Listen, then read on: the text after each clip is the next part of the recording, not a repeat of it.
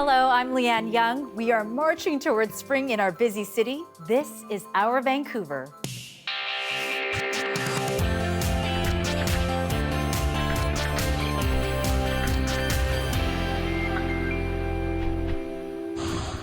Coming up, how skate parks kept communities strong during the pandemic.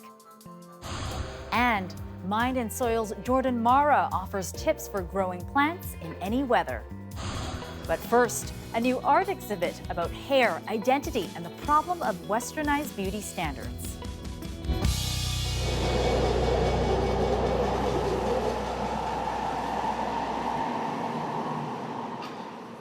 When it comes to identity, hair plays a huge part. How we cut it, wear it, and color it says a lot about us and even more about the society we live in. Karin Jones is a Vancouver artist and instructor. She was an artist in residence at the Burrard Arts Foundation and created an exhibit focusing on the damaging effects of standardized ideas of beauty. Hi, Karin. Thanks for joining us. So, Karin. Hi, thanks for having me. Yes, great to have you here. So we're showing images of your hair art made from hair, of course, but you want us to think about the origins of this hair. So where did this hair come from? So these are hair extensions that I purchased from a shop in Vancouver called Abantu. They sell a lot of hair extensions, and it is human hair. I did a lot of research about the hair trade a number of years ago, because it really is an interest in the hair trade that set me on my journey thinking about art and identity. And so a lot of the hair extensions come from Asia. There are also sources in Russia and Ukraine, I think, but a lot of it comes from Asia. And so the hair is actually acquired from women in a number of ways, some honest, some not. And then it's processed for sale around the world, and mostly in the West, because that's where people can afford to buy it. Right. So, yeah. And so how big is the wig and hair extension trade that you talk about that sources hair elsewhere?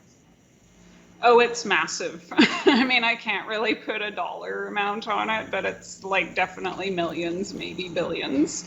It's a huge industry, and you've probably seen in the last few years it's getting even bigger, where I noticed a shop in Metrotown recently that sells mostly hair extensions, and it's just really exploded in the last few years. And a lot of this hair that gets imported, it doesn't look the same way as when it, came off of somebody's head. So what does it say about us that we import hair and then change the way that it looks? Well, the interesting thing to me is just that it's actually somebody else's body part. And so it's processed in different ways. This hair most likely has been bleached, because for this exhibition I'm using mostly blonde, or actually all blonde hair. And I just was thinking about the idea that, when I was growing up, I was a kid in the 70s, and obviously I'm a mixed race person, and around what I was seeing around me on magazine covers and everything, all of the images that we would see of beauty back then were of these blonde, blue-eyed women. So I was really thinking about this blondness as a commodity. So you can actually go out and purchase blondness. And I wanted people to kind of think about that and think about where those ideals of beauty come from and how it relates to their own identity. Absolutely, and it's interesting, as you say, that it's actually somebody else's body part. Never thought about it that way. So what is it like to work with this hair? What's the texture like? It really does feel like you're running your hands through somebody else's hair. It's hair. It doesn't feel any different than it would on somebody's head. And what did you do to the hair to make your point about Western beauty standards and erasure of culture? Yeah, so I basically, there is actually a long history of, I was looking into a lot of Victorian things that happened in Victorian times, and there's a tradition of making jewelry and actually wall art out of hair. They used to make intricate hair wreaths usually it was a sentimental process. It was hair from family members, from loved ones, and they would turn it into art or jewelry. And so for these pieces, I'm thinking about, okay, so this hair that I've purchased is completely anonymous. I don't know anything about the women whose heads it came from. I don't even, in most cases, you can't even tell which country it came from. So I'm kind of referencing that time of that sentimental, more personal art, but I'm turning it into something by making it something very abstract and geometrical. It's talking about how, okay, well, what is, if this is a body part, how are we anonymizing it, and why are we anonymizing it, and is there what, you know, like just kind of thinking about our relationship to that. And so I also want to know, of course, how can we actually see your work in person? Yeah, so because I had this residency at the Burrard Arts Foundation, there's an exhibition there that I opened after the residency, and this work is on show until March 19th. So you can go down to the Burrard Arts Foundation, 258 East 1st, and have a look at my show, and also the other artist, Sarah Khan, who they're usually two artists who are in residency at the same time. And you know, you've touched on it a little bit, but Karin, what do you want all of us who come and see your exhibit, what do you want us to walk away with as a message? I guess I want people to think about, like, definitely for me, it's about race and culture and ethnicity. But even if you think of it not in those terms, I want people to kind of think about how women's beauty has been commodified, and think about why we have certain ideas of what's beautiful and what isn't. And yeah, just kind of think about those things, and how do we feel about those things, and are we happy about them? Are we not? Well, you've certainly given us a lot to think about. Thank you so much for this, Karin. We appreciate you taking the time. Yeah, thank you so much.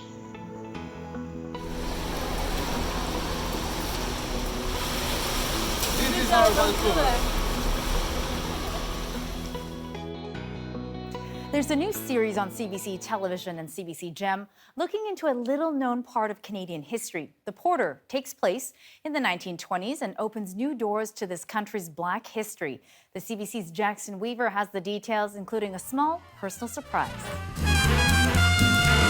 Jazz, gangsters, and rum running, all parts of The Porter, a new drama series from CBC and BET, and a rare showcase of Black Canadian stories on screen. Nice. And cut. Hey, Paul, can we hold that 1 second? And putting that history in a TV show, inspired by the lives of train porters in the 1920s and created by a nearly all-Black cast and crew, is making history of a different kind. I couldn't be any more prouder. We're seeing a show from a Black perspective, which I think is kind of rare. If I wanted to get the porters into a union, what's the first thing I should do?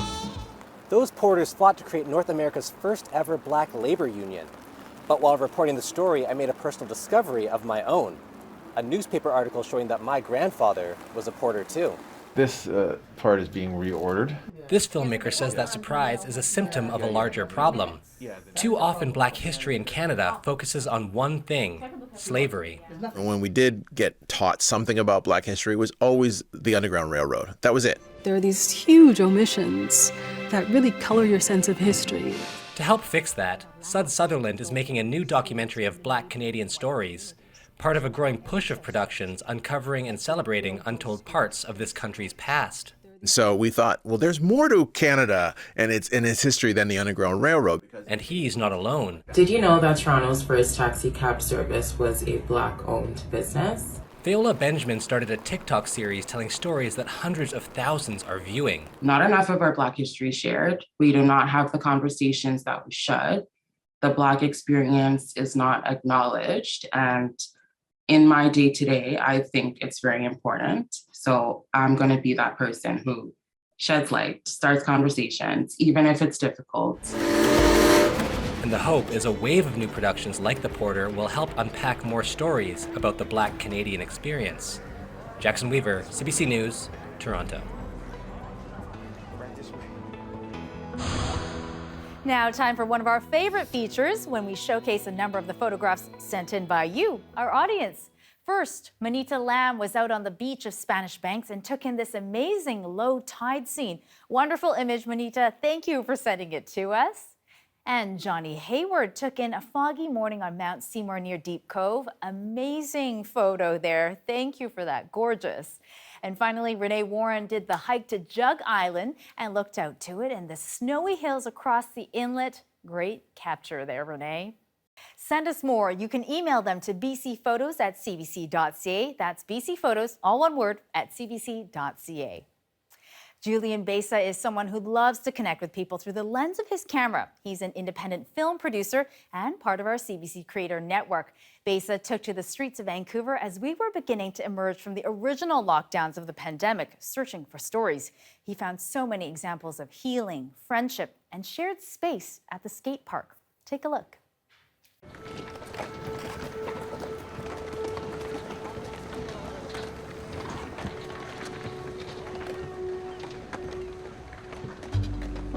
This started as a post-lockdown project. Each week I'd pick a new spot and spend the day there with my camera, talking to strangers. Every place has a different personality. The skate park was intimidating at first, until I spoke to the skaters. There's a hidden beauty behind this chaos. What is it about skateboarding that brings people together? When I skateboard, it makes me feel weightless, where I'm moving my body and like wind is blowing through my hair and like sun is on my skin and I feel really content. When I was 19, turning 20, I was in a treatment center for anorexia and I was really, really sick. Like my heart almost stopped, I was really underweight. And I remember like changing into the hospital gown and I felt like no one on earth could possibly understand the amount of guilt and shame that I felt for being sick. I definitely hit sort of a bottom where I was like really underweight, partying a lot, just hated my life. I think I would have died if I didn't get sober.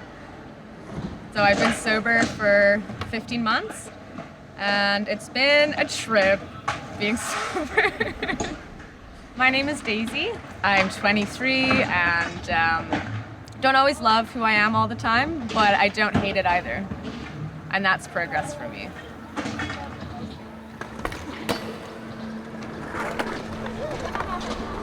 Right now the bar is literally just do I exist here. My name's Anahid, or I go by Nana. I'm a writer, I rock climb, and in February I started skateboarding. I realized pretty young that I'm kind of a compulsive liar, so I should probably just channel that into writing fiction. I was in the closet. I just got really good at it as a means of survival. And I identify as trans and non-binary, and I have long hair, so people assume I'm a girl. So navigating a double life for like moving between realities and trying to keep the balance. Like I don't necessarily just want to skateboard to like be good at it. I feel like having the time in my life to like consistently work at something and like enjoy progressing at it and feel connected and entitled to it, to me is like a huge privilege. That it's been a challenge these last few years, especially to like be here.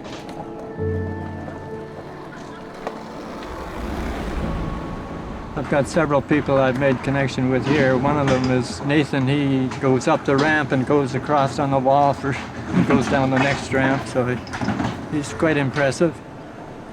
You know, maybe not everybody is doing as much as they could, but you got to respect, well, that's where they're at, and everybody is working to improve themselves, to develop their whole being. The best thing is to just have conversations. You know, that's the way that we get to know each other and to be part of each other in a certain way, right?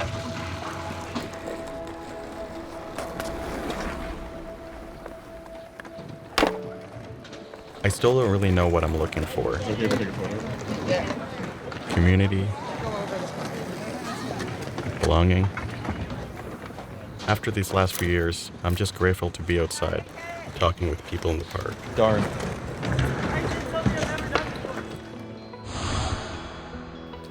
Coming up, years of satellite imagery has revealed lakes and rivers are retreating faster in cities than in rural areas. What does that mean for your local watering hole? Johanna Wagstaffe has the study after the break.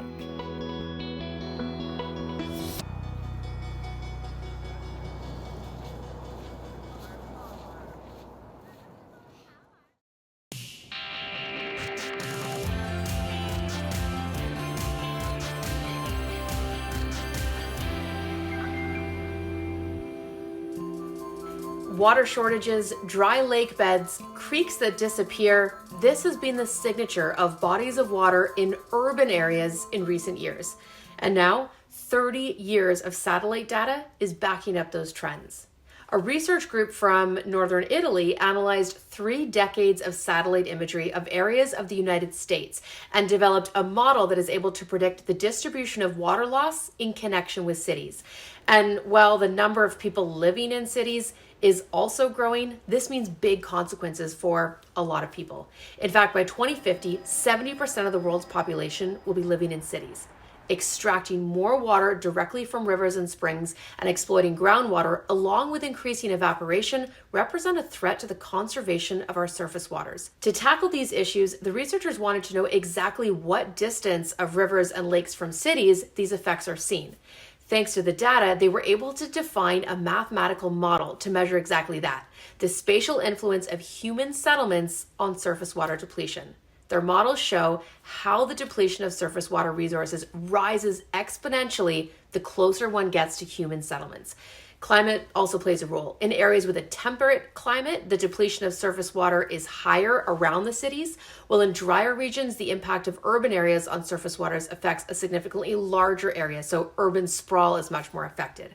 These results can help to define strategies of water management that will contribute to mitigating the effects of urbanization and climate change on ecosystems. And while the study looked at cities south of the border, the same strategy can be applied to cities all over the world, including here in Canada. And now, you're Science Smart. If you have a science question on your mind, send me a tweet. I'll try to get it answered. I'm Mark, and this is our Vancouver. And thank you for that, Johanna. You are watching Our Vancouver. I'm Leanne Young. The BC Home and Garden Show is on at BC Place, March 10th to the 13th. If you're fully vaccinated, you can walk through exhibits, meet experts, and see celebrities from the home design world. And Jordan Mara of Mind and Soil will be there, and he's with us now to give us some tips to keep your garden thriving, no matter what the weather does. Welcome. Nice to have you, Jordan. Hey, thanks so much for having me. Appreciate it. So I can see you're clearly outside right now, and I know you've got a little bit of a setup behind you. Can you walk us through your garden?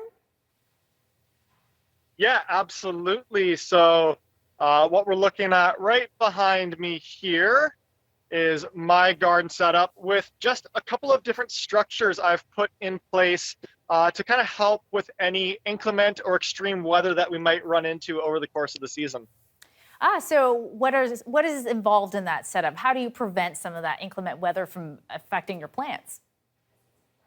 Yeah, and I think that's the big part of it, is that one of the factors of gardening that we have no control over is Mother Nature and the weather. And so it's really kind of how do we work in partnership with it. And so last season, as an example, in June, we had the heat dome, and the previous season we had kind of January where it was really, really cold. And so we need to be thinking through what structures can we put in place for those varying levels of kind of weather that we might experience. So on this front here, what we have is essentially like a shade cover for those really, really hot days. So if we get another heat dome this year, putting a shade cover over top of the garden will cut anywhere from 40 to 90% of the sun and really decrease the temperature down at the garden level where our plants are growing and be less stressful for them. And then when we go down to the actual soil here, what we could see is that during those warmer days at the soil level, we can also be making cooler kind of environments for our soil and plants. And just like how you wouldn't wear a dark t-shirt on a really hot sunny day, we can put a light colored mulch down around our plants. And that's going to help keep it a little bit cooler for them on those really hot days as well. Makes a lot of sense. It seems like common sense. A light colored mulch, of course. Okay, so March, clearly a bit of a wet month. We can see it's raining where you are right now. So a lot of us eager to get back into the garden. What should we be thinking about planting right now? Yeah, so for right now, a lot of the planting that I do is actually indoors and underneath grow lights. And so if individuals haven't given that a try before, I'd really encourage them to try it out this year, because you're kind of starting in the most ideal environment and conditions for your plants, which allows them to then make it into the garden much larger, much more kind of full of life than if they were direct sown outside and taking just a little bit longer to develop. A great tip, using a grow light. Okay. And so what can we do when we plant early and then say we are already outside planting out there and then a cold snap happens, January as you called it? Yeah, absolutely. I'm just going to walk you over to this other structure here. And so what I have right behind me here is that a lot of individuals, if they're fortunate enough, will utilize a greenhouse. And for myself, that's something that I haven't been able to afford just yet. And so what you can do is create your own little DIY structures. And so with this one, all that I did was grab some old scrap wood and then wrapped it in some extra kind of poly that I had to create a mini greenhouse over top of this bed with a hinge on the top so that I can open it up. And that's going to keep it anywhere from kind of like 6 to 10, 12 Celsius warmer. Okay. And if you didn't want to build your own DIY structure, a really great little hack is just to buy a clear storage tote and then drill a couple of holes at the top for a little bit of airflow, and then pop that over top of the plants in your garden early on in the season to get it anywhere from kind of 10 to 12 degrees warmer in those early months of the gardening season. And for anybody that's in a smaller space, these little devices called Groyas, you bury them into the garden and then they water the garden from beneath the surface. So there's zero evaporation, uses way, way, way less water than irrigating at the surface level. Okay, good to keep that one in mind as well. So gardening has been a salvation for so many during the pandemic, a great way to go outside. So how has getting your hands dirty in the dirt every day helped you through it? Yeah, so my journey with gardening actually started from a mental health perspective back in 2013. And so anytime that I'm looking for peacefulness or calmness or some restoration, where I go is ultimately to the garden to get my hands dirty. And there's something about it that is just so therapeutic. And so in the midst of the pandemic, rather than just experiencing that for myself, I actually wrapped up all my other work and started building Mind and Soil with the hope and the intention of introducing 1 million individuals to gardening's mental health benefits. So everything that we do now is kind of led with the focus of helping folks get their hands dirty and connect with those mental health benefits. That's great. And have you hit your 1 million yet? Pardon me? Have you hit the 1 million people yet? No, not yet, but we're getting there. You're getting there, and you know what? You are going to be talking to more people at the BC Home and Garden Show. What are you going to be doing there? Yeah, so at the BC Home and Garden Show, I am going to be presenting alongside West Coast Seeds on how to go about eating from the garden 365 days of the year. And then I'm also going to be giving a talk just on my own on how to incorporate mindfulness into your gardening this coming season. Thank you so much for joining us today, Jordan Mara of Mind and Soil. Perfect.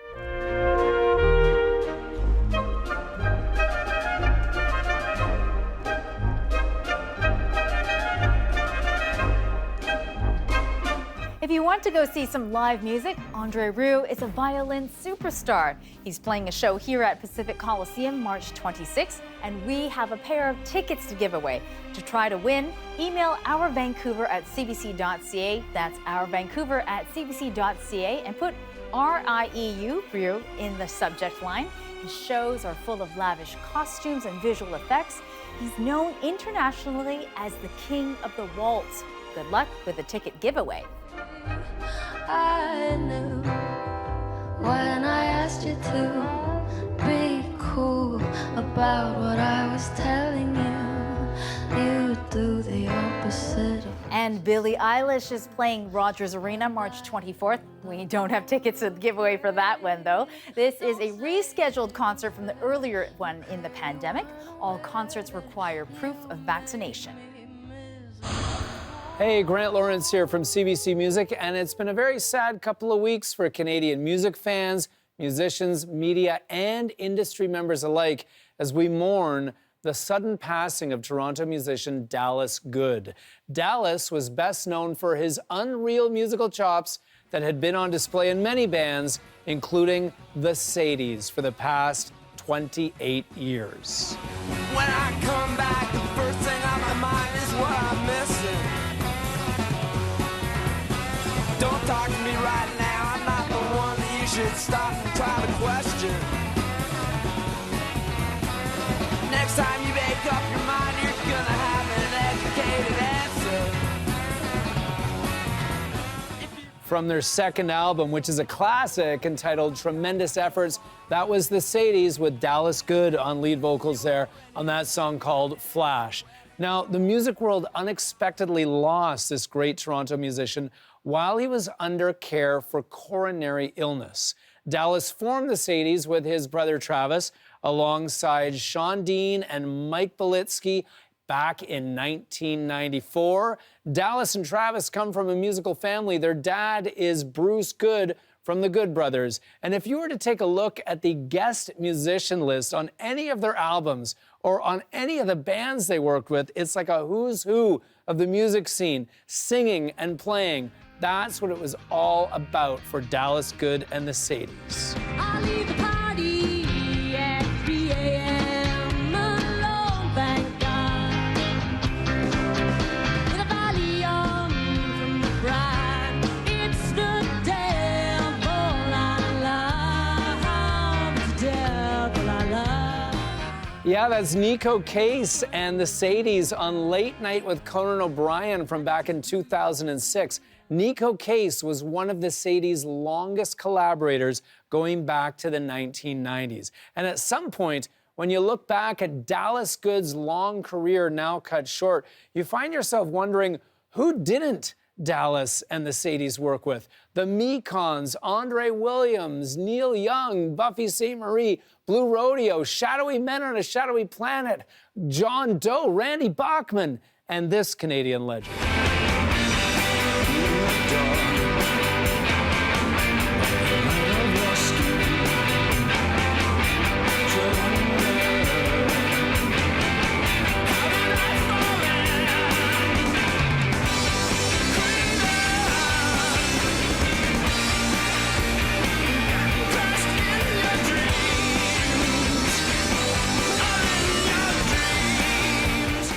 That's the Sadies with the collaborative album they made with Gord Downie back in 2014. It's called Gord Downie, the Sadies, and the Conquering Sun. So what's very clear is that the Sadies were known as a reliably awesome band, but they stood tall on their own as well, as they proved many times over, including on their album Darker Circles, which was shortlisted for the Polaris Music Prize.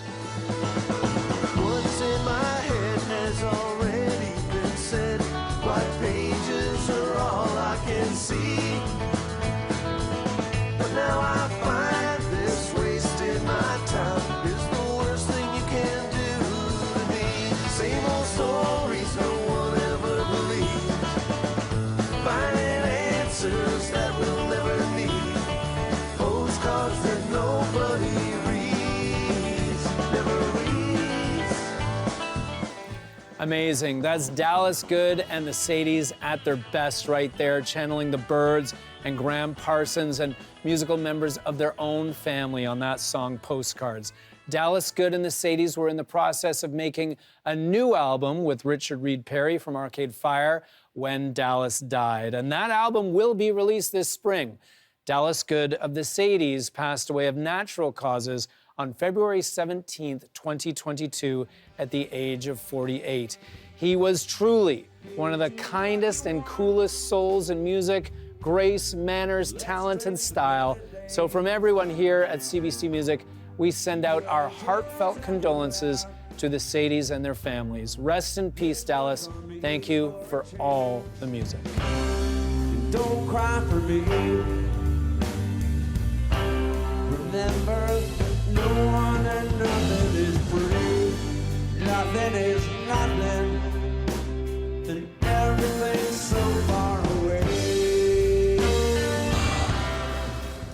And coming up, have you heard of NFTs? Non-fungible tokens. CBC Kids News looks into the new world of online art and collectibles.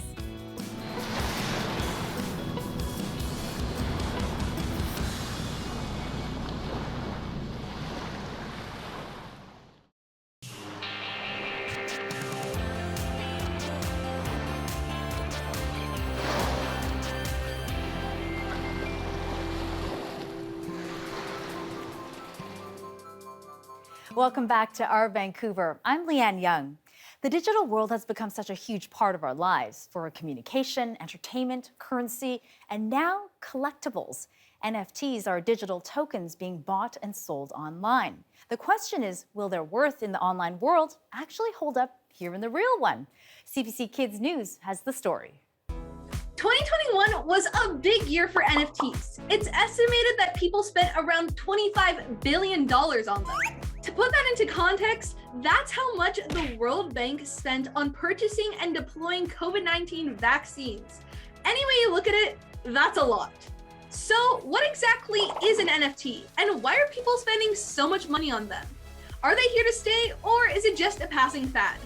This is Karin Explains NFTs. Have you ever heard of the Bored Ape Yacht Club? It's one of the most popular NFTs, and recently Justin Bieber purchased one for 1.3 million US. But he's not the only one. There's a long list of celebrities who have purchased Bored Ape Yacht Club NFTs, and other popular ones like CryptoPunks. So what is a Bored Ape? Well, essentially, it's a piece of digital art. Check it out. I mean, it's pretty cool, but $1.3 million for a JPEG? Enter NFTs. NFTs stand for non-fungible tokens. Non-fungible means that something can't be exchanged or broken down into smaller parts.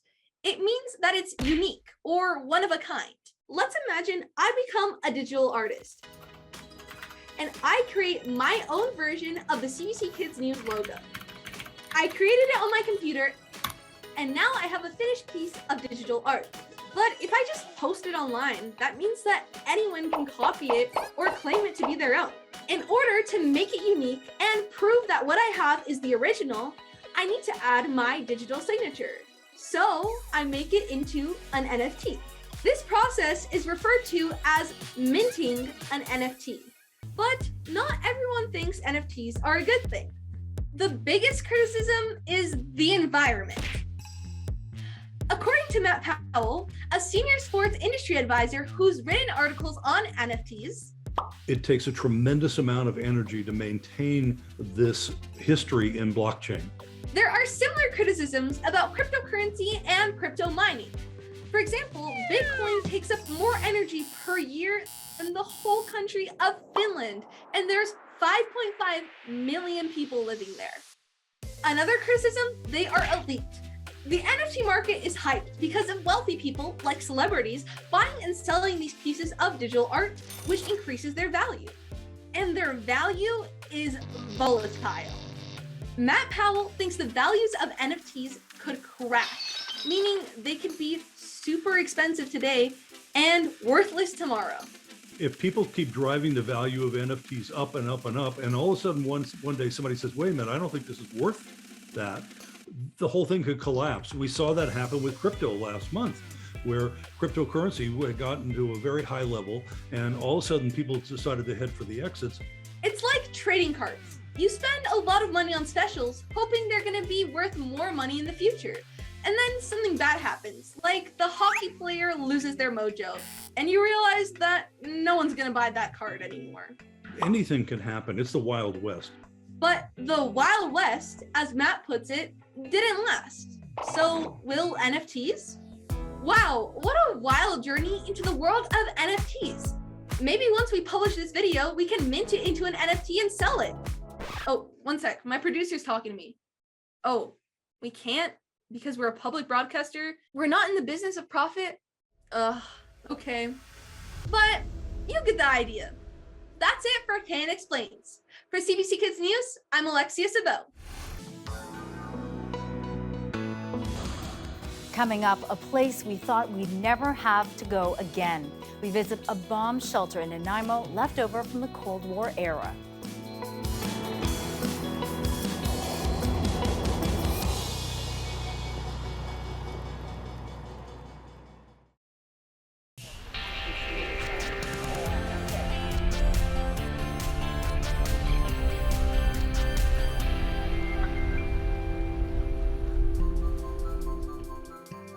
You are watching Our Vancouver. I'm Leanne Young. War means chaotic, fast-moving conditions where reliable information is hard to find. Even the widespread use of cell phone cameras and social media hasn't cut through the fog of war in Ukraine. As Susanna De Silva shows us, in some ways, it's made things even worse. Volodymyr Vasilevsky has barely put his phone down since the war began, trying to keep up with the latest. It just nothing exists to me right now, except, my people and my close ones back at home. He just spoke to his parents. They're taking cover from recent shelling near their home west of Kyiv, and he's careful about where else he gets his information. It is a lot of false and fake information. I'm following only Ukrainian news because they have 24/7 marathon. This is the most updated information.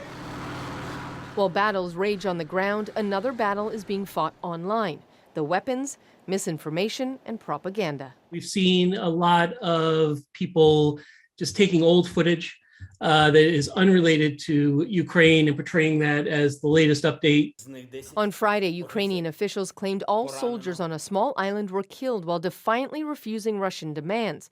But Russian state TV is now claiming to have footage of them alive in custody. Some groups are now trying to verify what's coming out. The scale of this feels very different. The amount of footage that's coming out of this conflict is larger.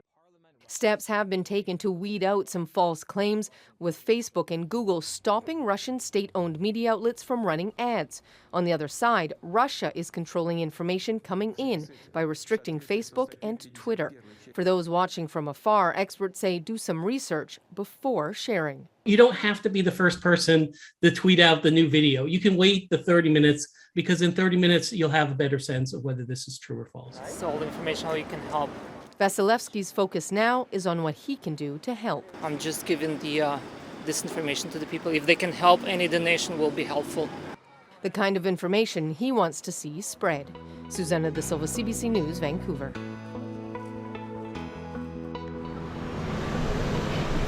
I'm John. I'm Granville Island, and this is Our Vancouver. The threat of nuclear weapons is back with Russia's attack on Ukraine. It's been decades since a superpower threatened to use them. That fear was very real for a very long time all over the world. The threat over fallout had some building bomb shelters and bunkers in their backyards. But then the Iron Curtain fell, and the shelters were deemed unnecessary. Here's a story from the CBC archives in 1990 featuring shelters built right here in BC. Governments responded by building nuclear shelters, such as the one underneath this grassy knoll in Nanaimo. It's still here, and it's still operational. Prime Minister John Diefenbaker had one of these built in every province in Canada in the 1960s. They became instantly known as Diefenbunkers. I found a few others. Queen Margaret School in Duncan had one. All the kids dutifully taking their places when the alarm went off. It's now used as a storage shed for old garden tools. A number of private shelters still exist, but I find the owners guard them like they were King Solomon's mines. There's actually one located on this quiet street in Vancouver, but I promise to keep the location a secret. This looks like the entrance to a vault, but actually when it was originally designed back in the 60s, it was to take care of much more precious cargo, human beings. It was supposed to be a bomb shelter. The walls in this place are reinforced concrete, but the living accommodation leaves something to be desired. At least there's wine. By contrast with the Western world, the Russians are into shelters in a big way. They claim to have a $200 billion civil defense shelter system. An entire branch of their military is involved.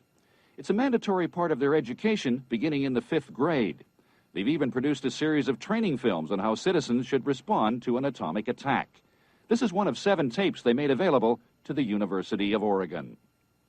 When I was in Poland, Mark Jaworski fronts a group called the Survival Association of Canada. It had hundreds of members back in the 60s, but now less than 10.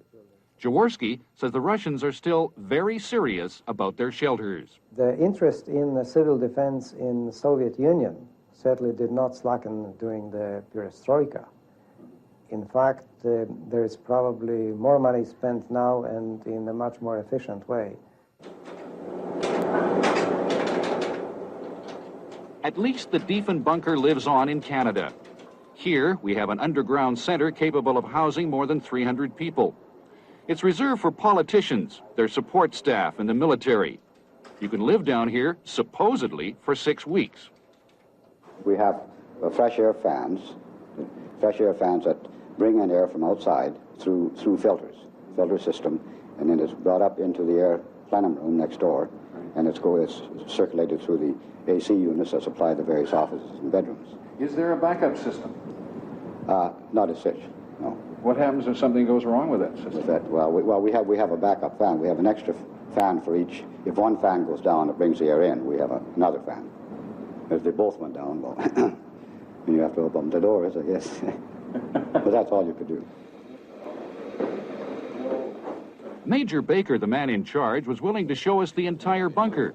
But there are some things you just don't do. Major Baker, you have this thing on the wall. It's called the Alert System Status Board, and it's covered with the green felt at the moment. Why can't we see it? It's because the information that is on that board is classified. Can you give me a general idea of what would be classified information under there? Would it be movements of troops? Would it be movements of aircraft or something like that? I'm sorry, it is classified information, and I'm not permitted to divulge that information. The place reminds me of a medium-sized hotel circa 1955. A big dining room, the one the soldiers like so well.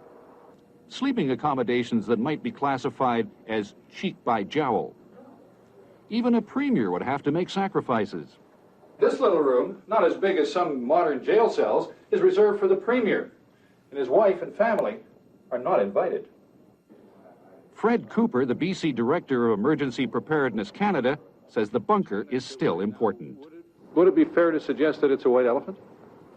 No, I'm not sure I would go quite that far. There are a number of uses for the facility that still remain. For example, if we had a major earthquake, we could have a nuclear incident that had nothing to do with wartime. We could have damage to nuclear facilities in Washington state that would result in our still requiring this facility and the training of the people in it to tell people in BC where the fallout was going to go and what to do about it.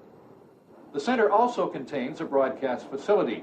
It's supposed to be operated by CBC personnel, a technician, and someone like me. But I don't think I'd like to spend 6 weeks down here. Bob Gillingham, CBC News, at the bunker in Nanaimo. When we bring you stories here at CBC Vancouver, we have award-winning photographers out capturing images that say so much. Still images add context and bring a lot more to the understanding of an event or an issue. Here are some of the latest from what happened this past week. Well, that's all for our Vancouver this week. I'm Leanne Young. Bye for now.